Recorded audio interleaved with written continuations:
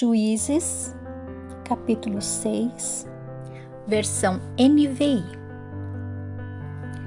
De novo, os israelitas fizeram o que o Senhor reprova.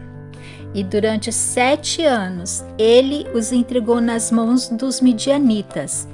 Os midianitas dominaram Israel.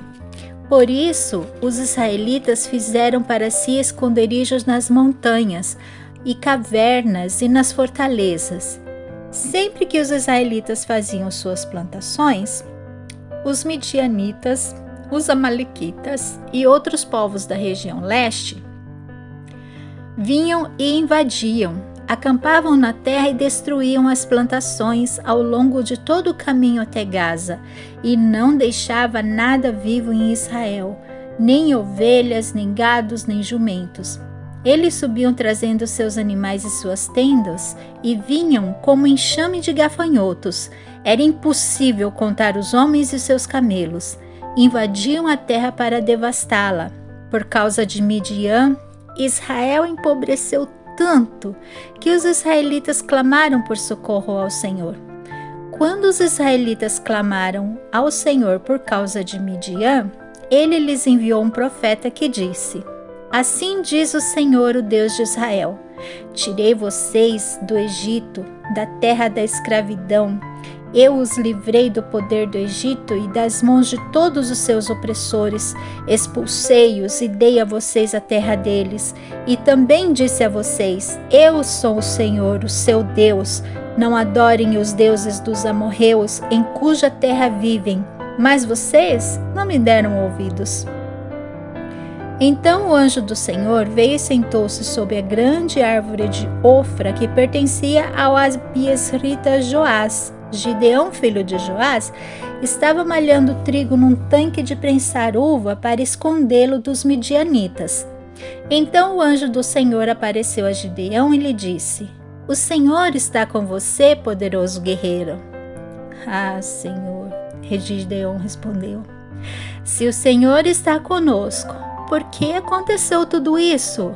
Onde estão as tuas maravilhas que os nossos pais nos contam quando dizem: Não foi o Senhor que nos tirou da terra do Egito? Mas agora o Senhor nos abandonou e nos entregou nas mãos de Midian. O Senhor se voltou para ele e disse: Com a força que você tem, vá libertar Israel da mão de Midian. Não sou eu quem o estou enviando? Ah, Senhor, respondeu Gideão, como posso libertar Israel? Meu clã é o menos importante de Manassés, e eu sou o menor da minha família. Eu estarei com você, respondeu o Senhor, e você derrotará todos os midianitas como se fossem só um homem. Gideão prosseguiu: Se de fato posso contar com seu favor, dá-me um sinal de que és tu que estás falando comigo. Peço-te que não vás embora até que eu volte e traga minha oferta e a coloque diante de ti. E o Senhor respondeu: Esperarei até você voltar. Gideão foi para casa, preparou um cabrito e com uma arroba de farinha fez pães sem fermento.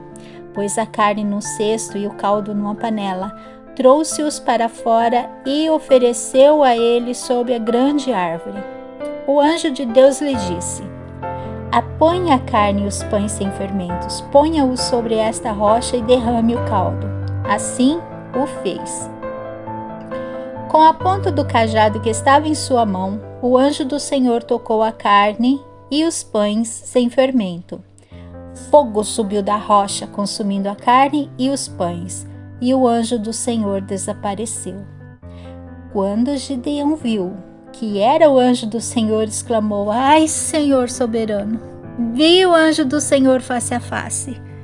Disse-lhe, porém, o Senhor: Paz seja com você, não tenha medo, você não morrerá. Gideão construiu ali um altar em honra ao Senhor e lhe deu este nome: O Senhor é paz. Até hoje o altar está em Ofra dos abiesritas. Naquela mesma noite o Senhor lhe disse: Separe o segundo novilho do rebanho de seu pai, aquele de 7 anos de idade. Despedace o altar de Baal que pertence ao seu pai. Corte o poste sagrado de Acera que está ao lado do altar. Depois, faça um altar para o Senhor, o seu Deus, no topo dessa elevação. Ofereça o segundo novilho em holocausto com a madeira do poste sagrado que você irá cortar. Assim, Gideão chamou 10 dos seus servos e fez como o Senhor lhe ordenara. Mas com medo de sua família e dos homens da cidade, fez tudo durante a noite, não durante o dia. De manhã, quando os homens da cidade se levantaram, ali estava demolido o altar de Baal com o poste sagrado ao seu lado cortado e com o segundo novilho sacrificado no altar recém-construído. Perguntaram uns aos outros: quem fez isso?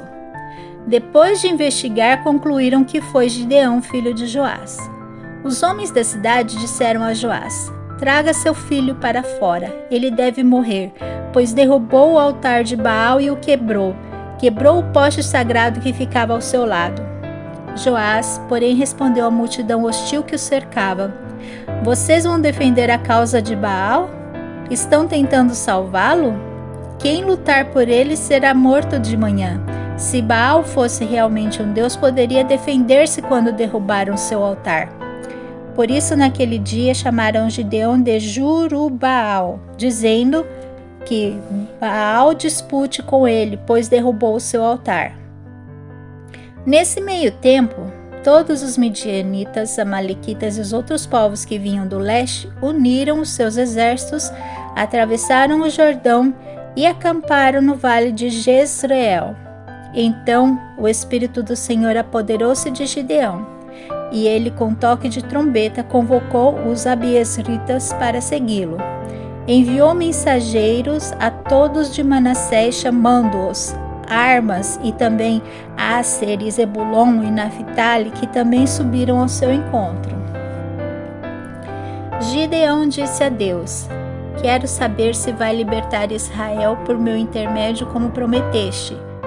Vê, colocarei uma porção de lã na eira.